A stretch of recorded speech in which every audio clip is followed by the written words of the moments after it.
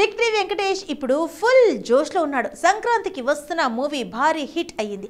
దీని తర్వాత త్రివిక్రమ్తో మూవీ చేస్తున్నాడు. వీరిద్దరి కాంబినేషన్లో వస్తున్న ఈ సినిమాను భారీ బడ్జెట్తో తీస్తున్నారట.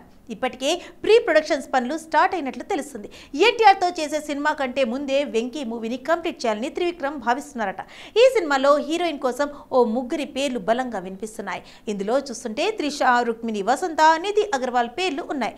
త్రిష, వెంకీ ఇప్పటికే కలిసి సినిమాలు చేశారు కాబట్టి త్రిషను తీసుకునే అవకాశం లేదని అంటున్నారు. ఇప్పుడు రుక్మిణి వసంత పేరు ట్రెండింగ్ లో ఉంది. కానీ వెంకీ సరసన ఆమె కంటే నిధి అగర్వాల్ సెట్ అవుతుందని భావిస్తున్నారట. పైగా హరిహర వీరమల్లు మూవీకి త్రివిక్రమ్ కొంత హెల్ప్ చేశారు. ఆ టైంలోనే నిధితో మంచి సాన్నిహిత్యం ఏర్పడిందట.